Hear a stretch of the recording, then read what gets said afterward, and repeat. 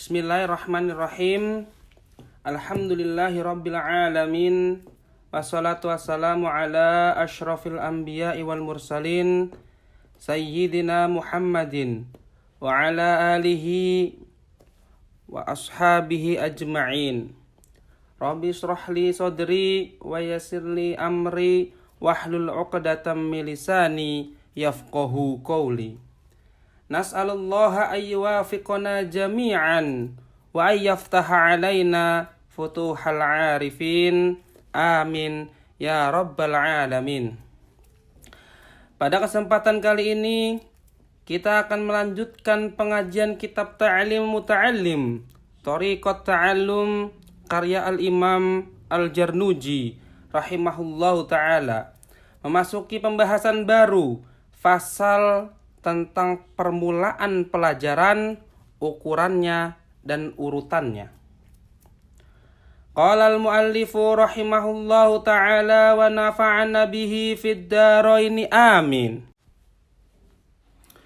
Wa yakunu mustafidan, dan hendaklah ia menjadi orang yang mengambil manfaat fi jami'il awqati wal ahwali, pada seluruh waktu dan keadaan. Min jami'il ashkhasi, dari semua orang. Qala Rasulullah sallallahu alaihi wasallam, sebagaimana Rasulullah sallallahu alaihi wasallam bersabda. Kalimat ini mengajarkan kerendahan hati dan semangat belajar sepanjang hayat. Seorang penuntut ilmu harus selalu terbuka untuk belajar kapan saja dan dalam kondisi apapun. Tidak membatasi sumber ilmu hanya pada orang tertentu, karena hikmah bisa datang dari siapa saja.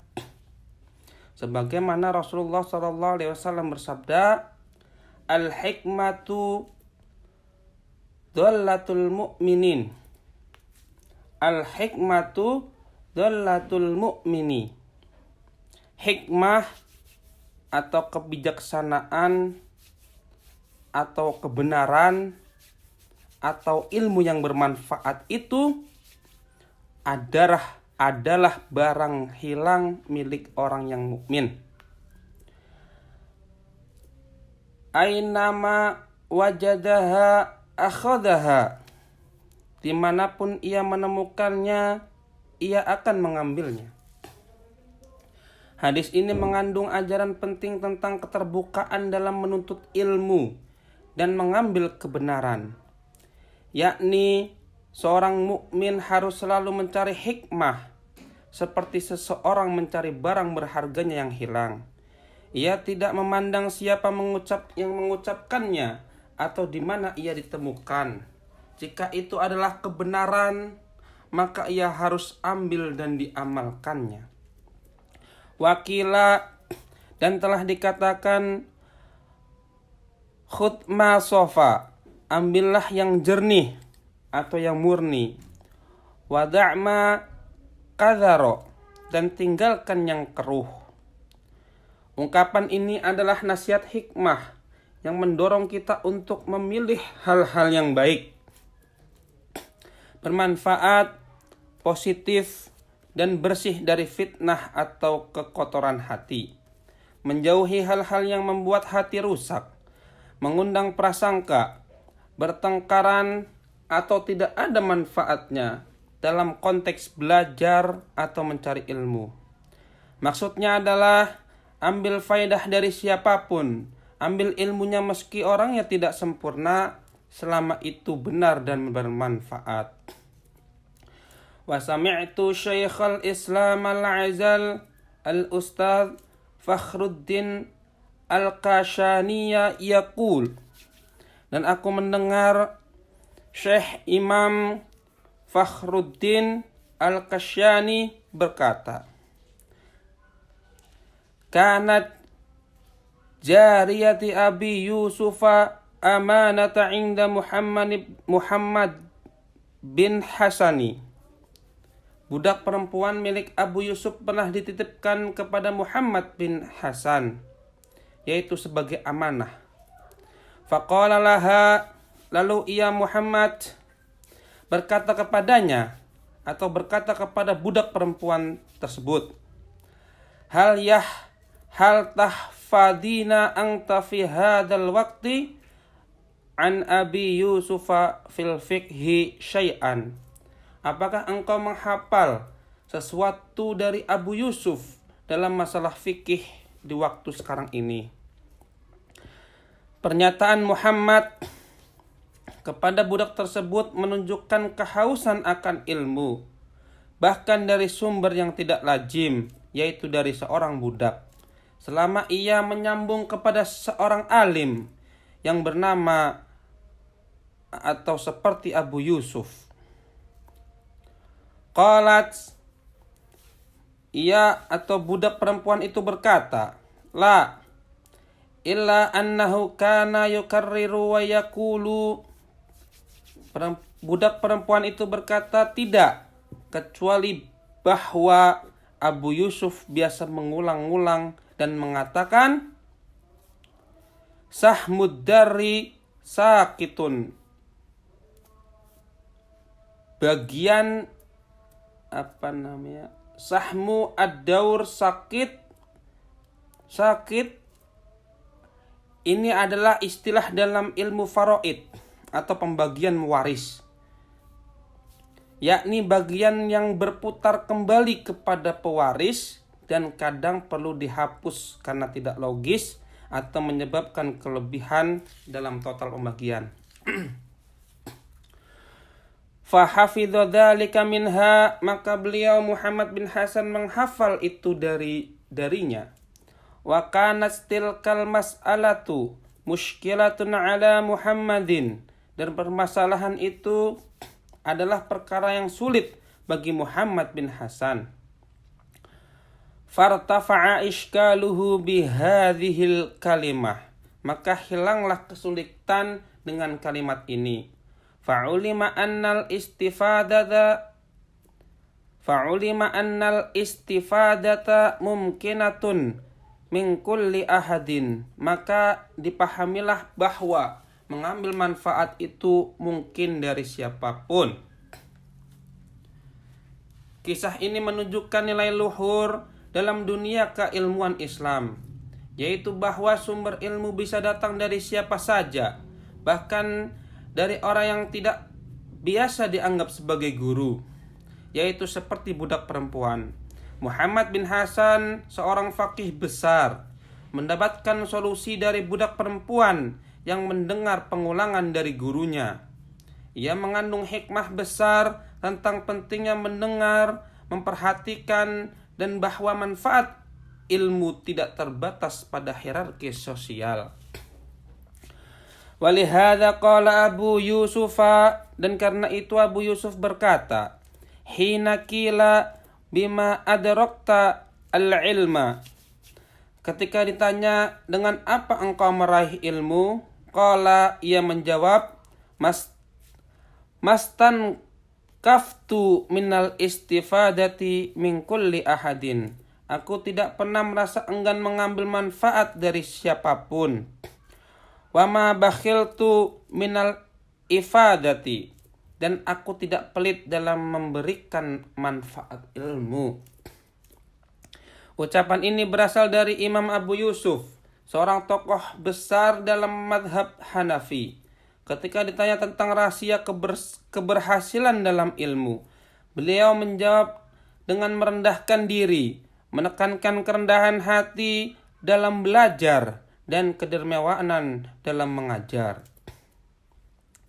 Wakila li Ibni Abbasin rahimahullahu, dan pernah dikatakan bahwasanya Ibnu Abbas, semoga Allah merahmatinya, bima adraktal ilma, dengan apa engkau meraih ilmu, qala, beliau menjawab, bilisanin sa'uli wa qalbin akuli, dengan lisan yang banyak bertanya dan hati yang berakal. Ucapan ini merupakan pelajaran penting dari Ibnu Abbas, salah satu seorang sahabat Nabi Muhammad SAW yang paling luas ilmunya. Dikenal sebagai turjuman Al-Quran. Ketika ditanya bagaimana ia mendapatkan ilmu sebanyak itu, ia menyebut dua faktor utama, yaitu lisan yang aktif bertanya, dan yang kedua adalah hati yang cerdas dan mudah menangkap. Wa innama summiya talibul ilmi ma taqulu, dan sesungguhnya penuntut ilmu dinamakan dengan sebutan apa pendapatmu, likathrati ma kanu yaquluna fiz zamanil awwali, karena kebanyakan apa yang dahulu sering mereka katakan pada generasi awal. Ma taqulu fi hadhil mas'alati, apa pendapatmu dalam masalah ini? Kalimat ini menjelaskan bahwa pada zaman dahulu para penuntut ilmu dikenal karena kebiasaannya aktif bertanya dan berdiskusi, terutama dengan kalimat pembuka, apa pendapatmu tentang masalah ini? Sehingga saking seringnya mereka berkata ma taqulu, mereka sampai dijuluki dengan julukan itu.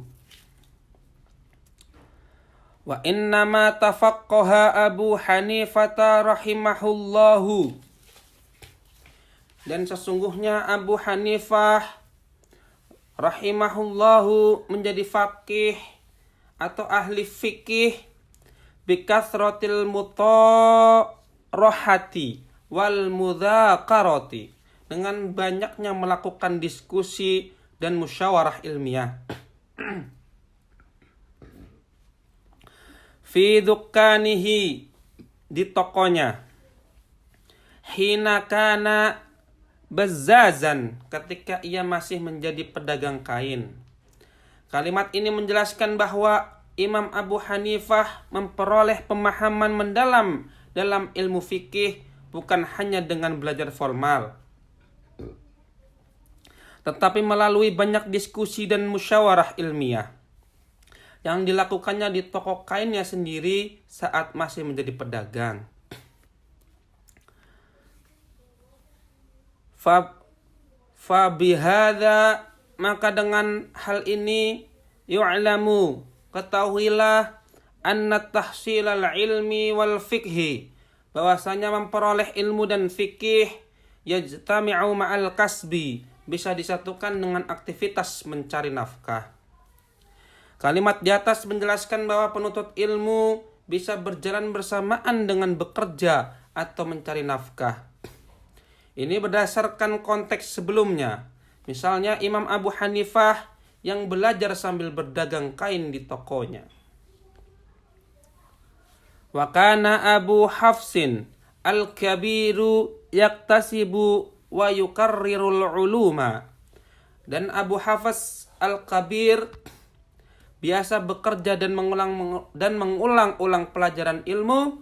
Fa in kana la budda li talibil ilmi minal kasbi linafaqahil ayali wa ghairihi, maka jika seseorang menuntut ilmu memang harus bekerja untuk menafkahi keluarga dan keperluan lainnya. Fal yaktasib wal yukarrir wal yudzakir wala yaksal, maka hendaklah ia bekerja, mengulang pelajaran, dan bermudzakarah atau berdiskusi, serta jangan malas. Kalimat ini mengajarkan keseimbangan antara bekerja dan menuntut ilmu, dengan teladan dari ulama besar seperti Abu Hafs al-Kabir. Ia tetap mencari nafkah, tapi juga tidak melalaikan tugas ilmiahnya, seperti mengulang pelajaran, berdiskusi, dan tidak malas-malasan. Walaysa li sahihil aqli wal badani udhrun fi tarkit ta'allumi wa tafaqquhi. Tidak ada alasan bagi orang yang sehat akalnya dan tubuhnya untuk meninggalkan belajar dan mendalami ilmu agama. fa innahu la yakunu afqara min Abi Yusufa, karena orang itu tidak akan lebih miskin dari Abu Yusuf, yaitu muridnya Abu Hanifah. Walam yamna'hu dzalika minat tafaqquhi, karena kemiskinan itu tidak menghalanginya dari mendalami ilmu agama. Faman kana lahu malun katsirun, maka siapa yang memiliki harta yang banyak, fa ni'mal malus salihu lirrujulis salih, maka sebaik-baik harta adalah harta yang baik bagi laki-laki yang soleh. Al-munsarifu fi tariqil ilmi, yang digunakannya di jalan ilmu. Kalimat ini menekankan bahwa tidak ada alasan bagi orang yang sehat akal dan jasmaninya untuk meninggalkan belajar dan menuntut ilmu, meskipun ia miskin. Diberikan contoh tokoh besar, yaitu Abu Yusuf, seorang murid Abu Hanifah yang sangat miskin di masa mudanya, namun tetap menjadi ulama besar karena semangatnya dalam belajar. Qila li'alimin bima adraktal ilma, dikatakan kepada seorang ulama, dengan apa engkau meraih ilmu? Qala bi'abin ghaniyin, lalu ia menjawab, dengan memiliki seorang ayah yang kaya. Li'annahu kana yang tafi'u bihi ahlul ilmi wal fadli, karena para ulama dan orang-orang yang memiliki keutamaan bisa mengambil manfaat darinya, yakni dari harta ayahnya. Fa innahu sababun li ziyadatil ilmi, itu adalah sebab bertambahnya ilmu. Li'annahu syukrun ala ni'matil aqli wal ilmi, karena itu merupakan bentuk syukur atas nikmat akal dan ilmu. Wa innahu sababun ziyadati, dan syukur itu adalah sebab bertambahnya ilmu dan kebaikan. Ulama tersebut menyebut bahwa salah satu sebab keberhasilannya dalam ilmu adalah karena memiliki ayah yang kaya. Namun kekayaan itu bukan sekedar materi, tetapi karena dimanfaatkan untuk mendukung para ulama dan kegiatan keilmuan. Dengan begitu, harta dijadikan sebagai wasilah atau sarana untuk mendukung ilmu. Qala Abu Hanifah rahimahullahu, dikatakan Abu Hanifah rahimahullahu ta'ala berkata, innama adraktul ilma bilhamdi wasyukri, sesungguhnya aku memperoleh ilmu dengan mengucapkan pujian dan rasa syukur. Fakullama fahimtu wa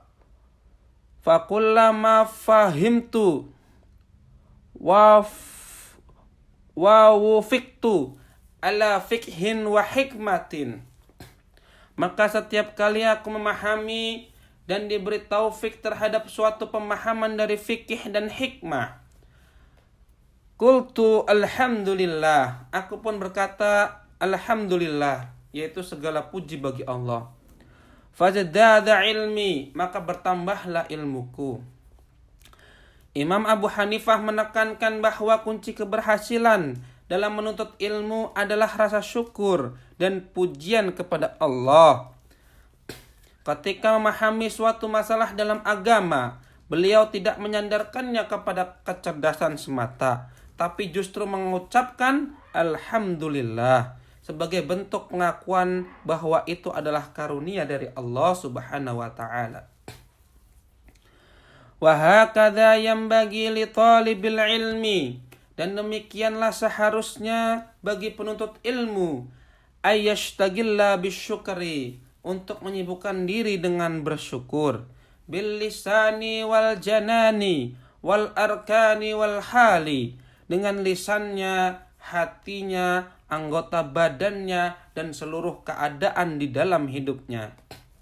Wa yaral fahma wal ilma wat taufiqa minallahi ta'ala, dan ia meyakini bahwa pemahaman, ilmu, dan keberhasilan itu berasal dari Allah Subhanahu wa ta'ala.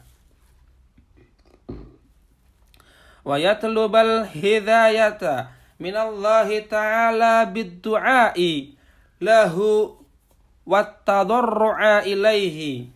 Dan ia memohon petunjuk kepada Allah Ta'ala dengan berdoa dan merendahkan diri kepadanya. Fa innallaha ta'ala hadin man istahdahu. Karena sesungguhnya Allah Ta'ala akan memberi petunjuk kepada siapa saja yang memintanya. Paragraf ini merupakan nasihat spiritual dan metodologis untuk penuntut ilmu agar tidak hanya fokus pada aspek akal dan usaha semata, tapi juga pada aspek rohani, yaitu syukur, tawakal, dan doa kepada Allah. Jangan pernah merasa ilmu atau pemahaman datang dari kecerdasan sendiri. Semua berasal dari taufik Allah Subhanahu wa ta'ala. Wa ahlul haqqi, maka seseorang yang berada di atas kebenaran, wahum ahlus sunnati wal jama'ati, yaitu ahlus sunnah wal jama'ah, talabul haqqa minallahi ta'ala. Mereka meminta kebenaran dari Allah Subhanahu wa ta'ala, al-haqqa al-mubin al-hadi al-asim, karena kebenaran yang jelas, yang memberi petunjuk dan yang menjaga dari kesesatan. Fahadahumullah, maka Allah memberi petunjuk kepada mereka. Wa asamahum 'anidh dhalalati, dan melindungi mereka dari kesesatan. Kalimat ini mengandung pemaparan tentang kedudukan ahlu sunnah wal jamaah sebagai golongan yang mengikuti kebenaran. Mereka disebut ahlu sunnah wal jamaah, yaitu kelompok mayoritas umat Islam yang mengikuti sunnah Nabi SAW dan berpegang teguh pada konsensus atau ijma' kaum muslimin. Mereka tidak mencari kebenaran dari hawa nafsu atau logika semata, tetapi memohon kebenaran dari Allah, yaitu yang maha jelas, memberi petunjuk dan perlindungan dari kesesatan. Wa ahlud dalalati, dan orang-orang yang sesat, ajibu bi ra'yihim wa aqlihim, merasa kagum dengan pendapat dan akal mereka sendiri. Wa talabul haqqa minal makhluqil ajizi wa huwal aqlu, dan mereka mencari kebenaran dari makhluk yang lemah, yaitu akal. Li'annal aqla la yudriku jami'al asya'i kal sabra atau kal sabri kal basori, karena akal tidak bisa memahami semua hal sebagaimana pandangan mata. Fa innahu la yubsiru jami'al asya'i, sebab mata juga tidak bisa melihat segala sesuatu. Fahujibu wa azazu ma'rifatihi, maka mereka terhalangi dan tidak mampu mengendalikan atau mengenali kebenaran Allah. Fadhallu wa adhallu, lalu mereka sesat dan menyesatkan orang lain. Kalimat ini mengkritik sikap takjub terhadap akal dan menjadikan akal tersebut satu-satunya sumber kebenaran, padahal akal manusia terbatas. Orang-orang sesat terkagum-kagum pada diri mereka sendiri, pada akal dan logika, lalu menjadikannya sebagai satu-satunya alat ukur kebenaran, padahal akal tidak mampu menjangkau semua hal itu. Seperti halnya mata tidak bisa melihat segala sesuatu. Akibatnya mereka terhalangi dari petunjuk, tidak mampu mengenal hakikat kebenaran, yaitu kebenaran yang datang dari Allah Subhanahu wa ta'ala. Qala Rasulullah sallallahu alaihi wasallam, Rasulullah sallallahu alaihi wasallam bersabda, al-ghafilu man amila bi ghaflatihi, orang yang lalai adalah yang berbuat atau yang beramal dengan kelalaiannya. Wal aqilu man amila bi aqlihi, dan orang yang berakal adalah yang beramal dengan akalnya. Fal amalu bil aqli awalan, ayya'rifa ajja nafsihi.